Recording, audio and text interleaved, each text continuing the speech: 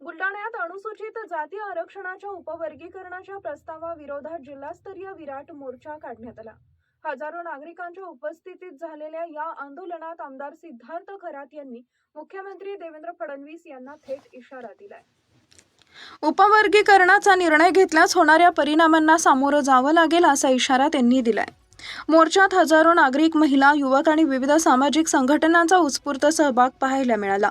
सभेला संबोधित करताना आमदार सिद्धार्थ खरात म्हणाले, अनुसूचित जातीच्या आरक्षणाचं वर्गीकरण करण्याचा निर्णय घेतला तर त्याच्या परिणामांना सरकारला सामोरं जावं लागेल। आंबेडकरी जनता आग आहे, आगीशी खेळू नका। त्यावेळी न्यायमूर्ती अनंत बदर समितीचा अहवाल तातडीने सार्वजनिक करण्याची मागणी करण्यात आली आहे।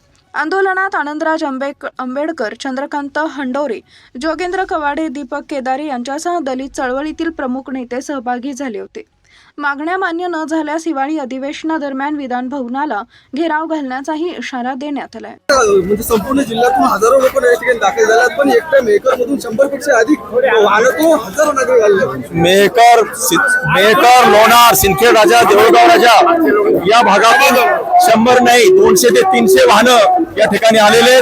हजारोच्या संख्येनं हा जो जनसमुदाय बुलढाणा जिल्ह्यामध्ये पसरलेला आहे, तो सरकारला विरोध करण्यासाठी मुख्यमंत्री फडणवीसांनी जो निर्णय घेतलेला आहे त्यांना परावृत्त करण्यासाठी सामाजिक ऐक्याचं दर्शन आज बुलढाणाकरांनी या ठिकाणी घडवलेलं आहे।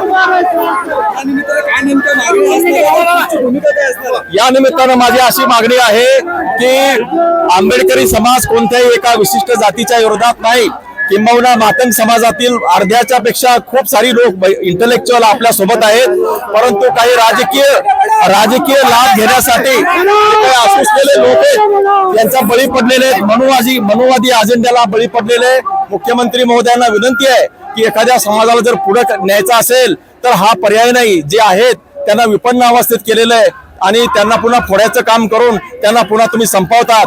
माझी तुम्हाला विनंती आहे की जे काही कंत्राटी जी आहे, कंत्राटी पद्धती जी आरक्षणाच्या मुळावर बसलेली आहे, ती कंत्राटी पद्धत तुम्ही पहिल्यांदा रद्द करा।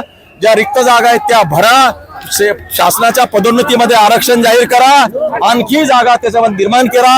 जे महामंडळाला कर्ज दिलेले त्या कर्जामध्ये भरघोस वाढ करा, एका घरामध्ये एक नोकरी, एक व्यवसाय तयार करा आणि त्यानंतर वाट बघून मग जर तुम्हाला वाटलं हा अजेंडा राबवा, सामाजिक समतेचा अजेंडा राबवा, सामाजिक समतेचा, आर्थिक समतेचा अजेंडा अगोदर राबवा आणि त्यानंतर मग हे जर काही करायचं असेल तर सर्वांना विचारात घेऊन निर्णय घ्या। आमची भूमिका कायमपणानं विधानमंडळामध्ये आणि रस्त्यावरती सरकारच्या विरोधात उभं राहण्याची आहे।